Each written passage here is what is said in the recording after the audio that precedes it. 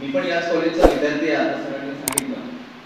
आणि मी प्रथमतः तुमच्यासमोर एक गेस्ट म्हणून, एक मुख्य मार्गदर्शक म्हणून मी आपल्या कॉलेजमध्ये आलेलो आहोत. आणि मी पण तुमच्यासारखाच होतो आणि तुम्ही तिथे बसलेलात, मी पण तिथेच होतो. आपल्या कॉलेजला खूप चांगल्या खूप मोठे मोठे विद्वान आणि अभ्यासक असे लेक्चर लाभलेले आहेत आणि त्याचा आपण पुरेपूर फायदा करायला पाहिजे. आणि जे आम्ही केलं, मी लायब्ररीत बसत होतो, लाक्षकर सर होते, त्यांनी खूप सारं म्हणजे खूप मदत केली मला. आणि त्यासोबतच मला आंबेडकर फॉर विषय नव्हता, तरी मी गोडेश्वर सरांच्या क्लासमध्ये बसायचो.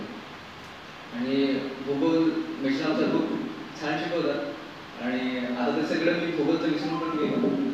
तर कारण की आता भूगोलचं किंवा मॅथ्सचं सायन्सचं असं काही रिलेशन आमच्या लॉ फील्डमध्ये नाही. तर मी त्यांना धन्यवाद देतो की त्यांनी जागतिक महिला दिनाच्या निमित्त त्यांनी मला प्रमुख मार्गदर्शक म्हणून इथे आमंत्रित केले. तर जागतिक महिला आज 8 मार्च म्हणजे जागतिक महिला दिवस.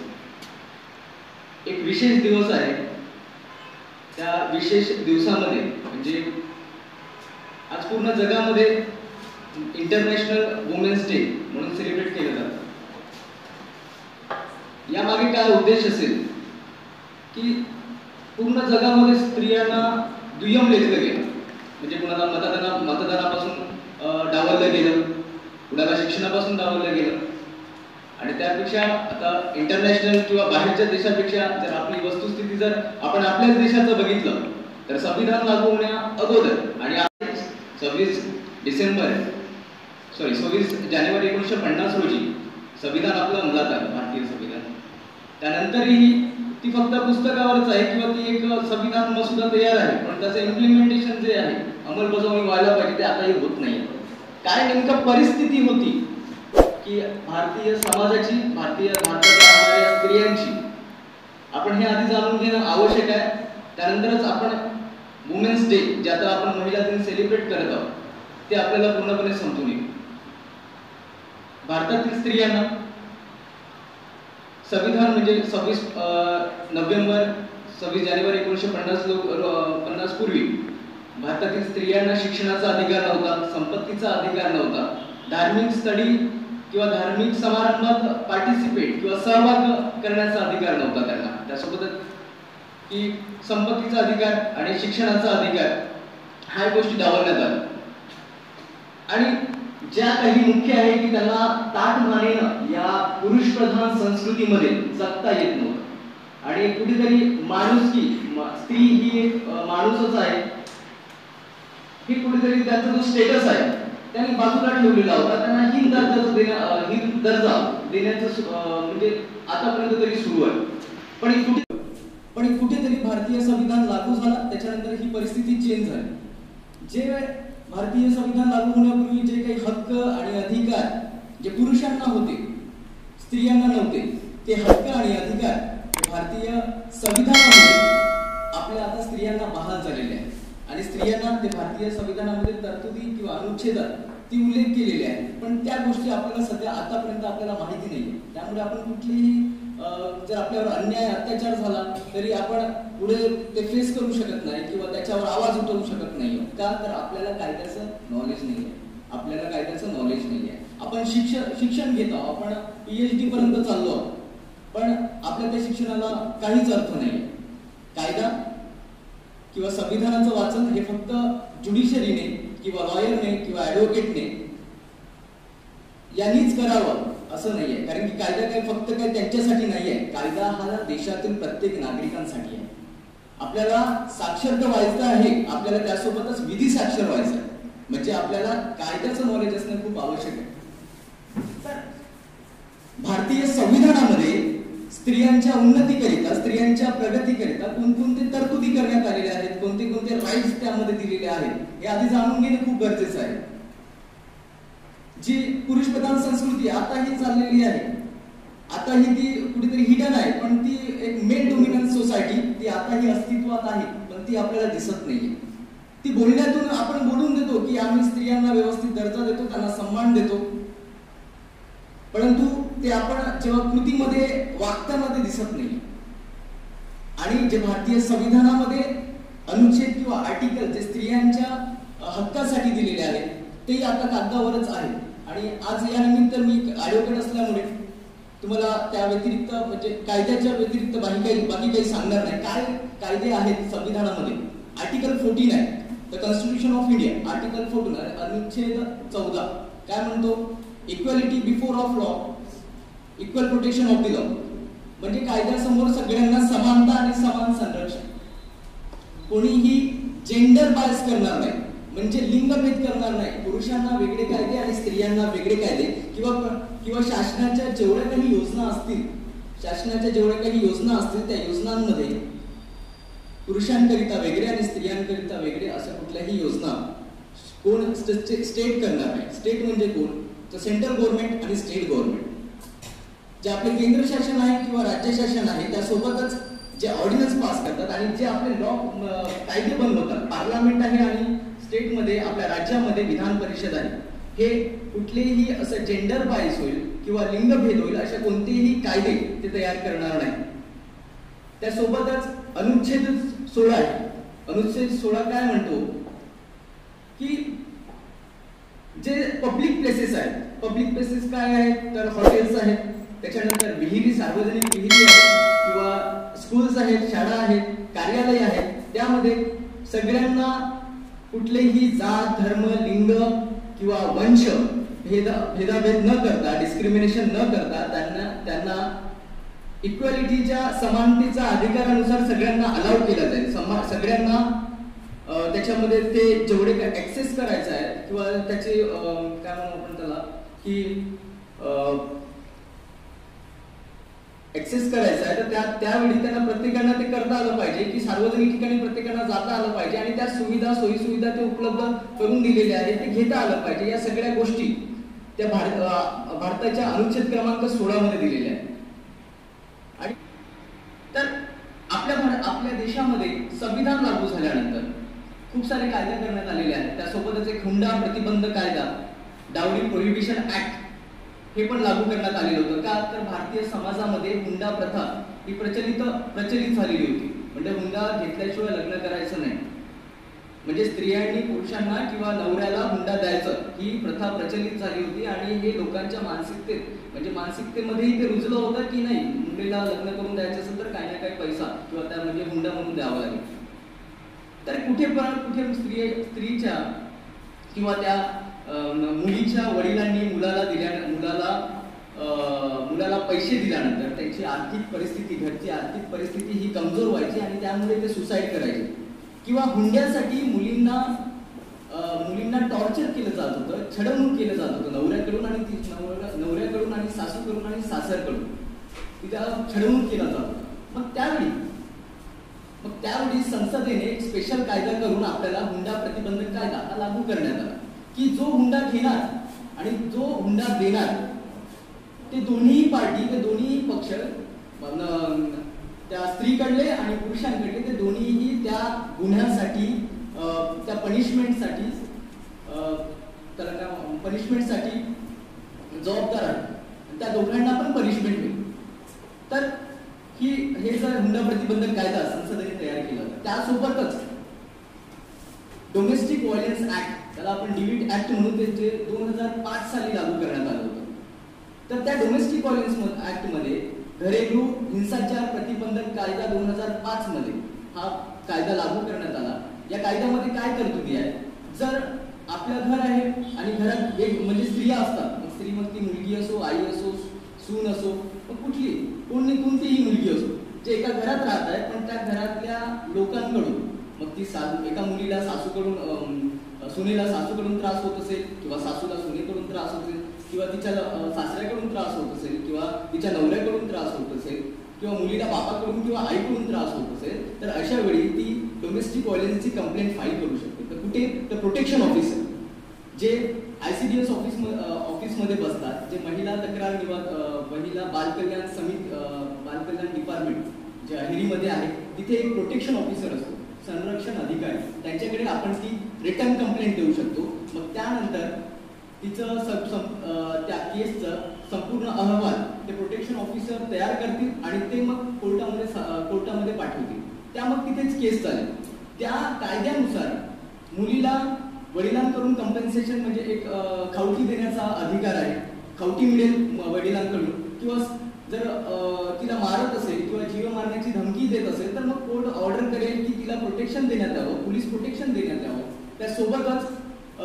त्यासोबतच तिला जर राहण्यासाठी घर नसेल, तिला घरून हाकलून देत असेल तर ती रेंटवर राहत असेल तर रेंटचं जे काही तिचं महिना आहे, भाडं आहे, ते भाडं त्या नवऱ्याकडून किंवा वडिलांकडून जे कोणी आहे की तिला घरी त्रास देत आहे त्यांच्याकडून ते द्यायला लावलं. अशा विविध योजना किंवा विविध तरतुदी हा या ऍक्टमध्ये आहे आणि हे कायदे आपल्याला माहिती असणं आवश्यक आहे. त्यानंतर इथे बॅनरवर दिलेलं आहे कामाच्या ठिकाणी महिलांचे संरक्षण, लैंगिक संरक्षण, लैंगिक छळवून संरक्षण असा जो कायदा दिलेला आहे. हा कायदा, या कायद्याची पार्श्वभूमी बघायला गेलं तर एक राजस्थानमध्ये भवली देवी म्हणून एक अंगणवाडी शिक्षिका किंवा शिक्षिका होती. त्या भवली देवीवर ती त्या राजस्थानमध्ये प्रचलित चाइल्ड मॅरेज म्हणजे बालविवाह ही प्रचलित प्रथा होती. त्यामुळे बालविवाह झाल्यामुळे काय त्याचे परिणाम त्या मुलीवर होतात आणि सोसायटीवर होतो ह्या सगळ्या गोष्टी तिला माहिती असल्यामुळे तिने त्या बालविवाहाला बंदीसाठी तिने आपली एक मोहीम सुरू केली.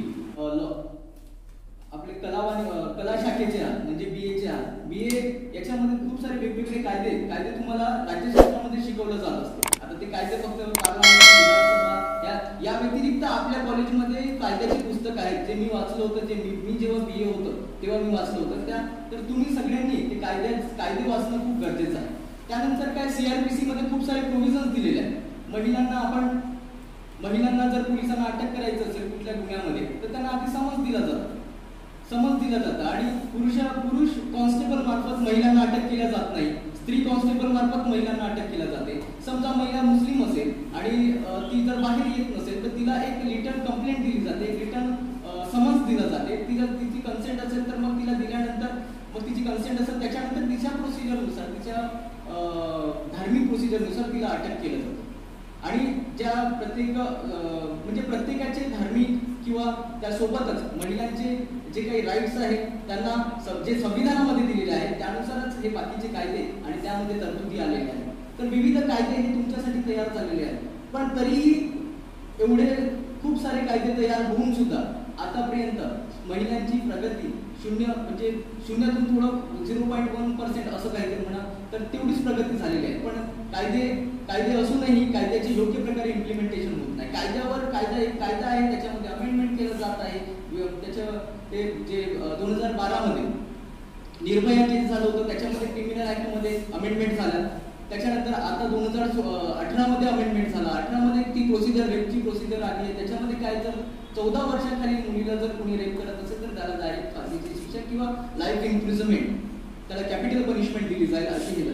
एवढे कठोर कायदे या भारतामध्ये आहेत, आताही आहेत. पण आपली जे पुरुष प्रधान मानसिकता आहे, एक संकुचित मानसिकता आहे, ती आतापर्यंत चेंज झालेली नाही. तुम्ही किती कायदे तयार करा त्याच्यावर आपल्या भारतीय समाजावर त्याचा जे आपण वाटते की समानतेची भावना किंवा समान अधिकार स्त्री आणि पुरुषांना मिळायला पाहिजे ते आतापर्यंत मिळत नाहीये. कारण की आपण आपल्या विचारांमध्ये चेंज केलेलं नाही. आपण फक्त बोलण्यात आहे पण आपल्या कृतीमध्ये ती दिसत नाही. आपण त्यांच्याबद्दलचा सन्मान किंवा त्यांच्याबद्दल एक इक्वॅलिटी, एक समांतर वागणूक मिळायला पाहिजे. त्यांना प्रत्येक डिपार्टमेंटमध्ये किंवा आपल्या घरी सुद्धा मिळायला पाहिजे. ह्या सगळ्या गोष्टी होत नाही. त्याच्यामुळे हे स्वतःहून करणं आवश्यक आहे. सोशल रिफॉर्म करायचं असेल तर आपली मानसिकता चेंज करणं, आपली थिंकिंग चेंज करणं खूप गरजेचं आहे. त्याशिवाय कितीही लॉ बनवलं, किती पार्लमेंटने पास केलं तरीही काही होणार नाही. तर अशा विविध योजना, अशा विविध कायदे हे तुमच्यासाठी, हे आपल्यासाठी भारतीय संसदेने किंवा विधान परिषदेने बनवलेले आहेत. आणि त्यासोबतच आपण आता कॉलेजमध्ये कॉलेजमध्ये वावरत असतो, कॉलेजमध्ये सिनियर कॉलेजमध्ये वावरत असतो. आधी रॅगिंगचे प्रमाण खूप मोठ्या प्रमाणात व्हायचे पण आता खूप कमी प्रमाणात होतं. आणि कधीच वर्षाला एकदा एक प्रकरण आपल्याला न्यूजपेपर किंवा वृत्तपत्रात वाचायला मिळतो. तर आता लेटेस्ट ते प्रकरण होतं कुठलं, मुंबईचं. एक मेडिकल कॉलेजची स्टुडंट होती, ती एमडीचं तिचं प्रिपरेशन सुरू होतं. त्यावेळी तिला जातीवाद असं शिवीगाळ करून कॉलेजचे स्टुडंट शिवीगाळ किंवा रिझर्वेशनचा फायदा घेऊन तू एमडी करत आहे किंवा हे शिक्षण घेत आहेस म्हणून तिला टॉर्चर हे ते करण्यात आलं, तिने सुसाईड केलं. आय थिंक पायल दळवीची ती केस आहे. तर आपल्याकडे ते सहसा घडत नाही, पण आपल्याला माहिती असावं नेमकं रॅगिंग कायदा काय आहे. महाराष्ट्राचा कायदा आहे, त्याच्यासोबतच पार्लमेंटने तयार केलेला कायदा सुद्धा आहे.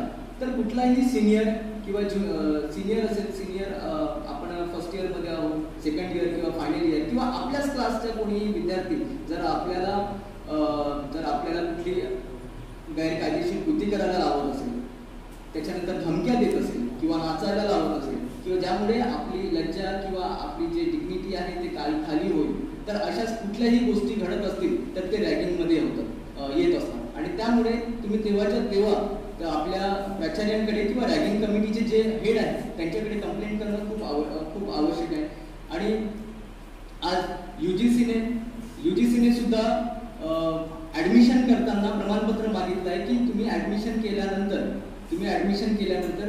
कुठलेही रॅगिंग किंवा तुमचा पालकांकडूनही तो प्रमाणपत्र घेण्यात आलेला होता. आणि सोबतच त्या विद्यार्थ्यांकडून पण प्रमाणपत्र घेण्यात येतात की कॉलेजमध्ये ॲडमिशन झाल्यानंतर कुठल्याही प्रकारचा रॅगिंगचा प्रकार त्यांच्या मुलाकडून किंवा त्या विद्यार्थ्याकडून घडला जाऊ नये यासाठी स्ट्रिक्टली लॉ तयार केलेले आहे. गाईडलाईन्स युजीसीने गाईडलाईन्स पण प्रोव्हाइड केलेले आहेत. तर अशा विविध योजना, अशा विविध कायदे हे स्त्रियांसाठी आणि त्यासोबतच आपल्या विद्यार्थ्यांसाठी पण तयार केलेला आहे. आपल्याला माहिती आहे की शिक्षणाचा काय राईट टू एज्युकेशन आहे, हे फंडामेंटल राईट आहे. प्रत्येकांना शिक्षण घेण्याचा अधिकार आहे आणि ते वयाच्या 14 वर्षापर्यंत सक्तीचे व मोफत शिक्षण आहे. आणि शिक्षण हे आपले फंडामेंटल शिकणे, त्यामुळे शिकणे हा मूलभूत अधिकार आहे. आणि स्टेटचा आणि आपल्या राज्य शासन त्यासोबतच केंद्र शासनाची जबाबदारी आहे की कुठलाही विद्यार्थी हा शिक्षणापासून वंचित राहू नये आणि त्याला सोयीस्कर अशा जवळच्या जवळ म्हणजे गावाच्या जवळ शाळा प्राप्त झाली पाहिजे. जवळपास 200 ते 300 मीटर शाळा असणे आवश्यक आहे. या तरतुदीनुसार, या तरतूद 2009च्या जे राईट टू एज्युकेशन कायदा आहे त्या तरतुदीनुसार गावातल्या जवळपास 300 ते 400 मीटरवर एक जिल्हा परिषद शाळा असणे आवश्यक आहे. आणि या नियमाद्वारे किंवा या कायद्याद्वारे या तरतुदी करण्यात आलेल्या आहेत. आणि आपल्याला ते स्टेटची रिस्पॉन्सिबिलिटी आहे, या देशातील केंद्र शासन व राज्य शासनाची रिस्पॉन्सिबिलिटी आहे की या देशातील प्रत्येक जे सामान्यातल्या सामान्य आणि गरीब प्रत्येक विद्यार्थ्यांपर्यंत शिक्षण पोहोचवावं, यासाठी हा मूलभूत अधिकार 1973 मध्ये भारतीय संविधानामध्ये आर्टिकल 21A मध्ये समावेश करण्यात आलेला आहे. तर असं असंख्य कायदे भरपूर आहेत की सगळ्या गोष्टी मी तुम्हाला एकाच सेशनमध्ये सांगू शकत नाही. त्यामुळे तुमची रिस्पॉन्सिबिलिटी आहे की कायदे वाचणं खूप आवश्यक आहे. कायदे फक्त आमच्यासाठी नाही आहे, कायदे तुमच्या सगळ्यांसाठी आहे. तुम्ही जर एक ब्रेक केला तुम्ही ट्रॅफिक रूल ब्रेक केले, ट्रॅफिक रूलचं जर तुम्ही उल्लंघन केलं तर त्यावेळी तुम्ही काय वकिलांना विचारणार नाही की आम्ही या कायद्याचं उल्लंघन केलं आहे का, तो तुम्हाला पकडेल आणि चालन पडेल. तुम्ही त्यावेळी नाही विचारू शकत. त्यामुळे प्रत्येक कायदे तुम्हाला माहिती असणं आवश्यक आहे. ते कायदे तुमच्यासाठी ते गव्हर्नमेंट गॅझेटमध्ये पब्लिश होतं. ते तुम्हाला जे संसदेने किंवा आपले जे विधानसभेने पास करण्या अगोदर, तो कायद्यात रूपांतर होण्या अगोदर ते पब्लिश केलं जातं, ते पेपरमध्ये पब्लिश केलं जाते. का तर लोकांची कन्सेंट काय, लोकांना त्या कायद्याबद्दल माहिती झाली पाहिजे. तर त्यामुळे तुम्हाला जर कायदा माहिती नसेल तर तुम्ही सुटू शकता, या गोष्टी नाही. कोर्ट किंवा जेव्हा तुमचं प्रकरण कोर्टासमोर जाईल तर तेव्हा सरळ बसेल की या किती अनफोड असेल, तो अशिक्षित असेल, तो विचार करणार नाही की याला कायदा माहिती नाही. एकदा कायदा त्या पेपरमध्ये आला किंवा पब्लिश झाला म्हणजे ज्यावर राष्ट्रपतीची साईन झाली किंवा राज्यपालांची साईन झाली म्हणजे तो संपूर्ण कायदा हा महाराष्ट्राला लागू झाला आणि महाराष्ट्रातील संपूर्ण नागरिकांना तो कायदा माहिती आहे असं गृहीत धरलं जातं. त्यामुळे कायद्याचं ज्ञान असणं, आपले मुलींचे काय अधिकार आहे, स्त्रियांचे काय अधिकार आहे, आपले राईट्स काय आहे, ह्या सगळ्या गोष्टी कायदेशीर आणि त्याचा अभ्यास करून माहिती करणं खूप गरजेचं आहे. तर तुम्हाला जर काही विचारायचं असेल तर 2 मिनिटं तुम्ही विचारू शकता. जर कुठल्या कायद्याबद्दल तुम्हाला माहिती पाहिजे असेल तर असे मी तुम्हाला विविध कायदे तुम्हाला तुमच्या अधिकाराविषयी किंवा हक्काविषयी तुम्हाला सांगितलेले आहेत. त्यानंतर तर तुम्हाला पुढे जर माहिती पाहिजे असेल किंवा तुम्हाला तुम्हाला पोस्टर्स पाहिजे असेल किंवा कायद्याची माहिती पुस्तकं पाहिजे असेल तर तालुका विधी सेवा प्राधिकरण आहे यांच्या मार्फत तुम्हाला प्रोव्हाइड केलं जाते. तुम्हाला जर कुठल्याही प्रकारचं तुम्हाला फीज लागणार नाही, तुम्हाला कायद्याची माहिती ही मोफत स्वरूपात दिली जाते. आणि अहेरीच्या कोर्टामध्ये न्यायालयामध्ये एक लिगल एड सेल, ठीक आहे, एक विधी रूम, ठीक आहे, प्रोव्हाइड केलेले आहे की तुम्हाला योग्य प्रकारे मार्गदर्शन करेल आणि कुठलाही शुल्क लागणार नाही. तर तुम्हाला कायद्याची माहिती पाहिजे असेल तर तुम्ही तिथे येऊ शकता आणि कायद्याविषयी सगळी माहिती तुम्हाला ते प्रोव्हाइड करतील. तर या वुमेन्स डे निमित्त मला आयोजकांनी इथे आमंत्रित केलं आणि मुख्य मार्गदर्शक म्हणून इथे मला बोलण्याची संधी दिली. त्याबद्दल मी आयोजकांची ऑर्गनाईज कमिटीची मी धन्यवाद देतो त्यांना. बस इथेच माझा मुख्य म्हणजे मार्गदर्शक मी संपवत आहे. धन्यवाद.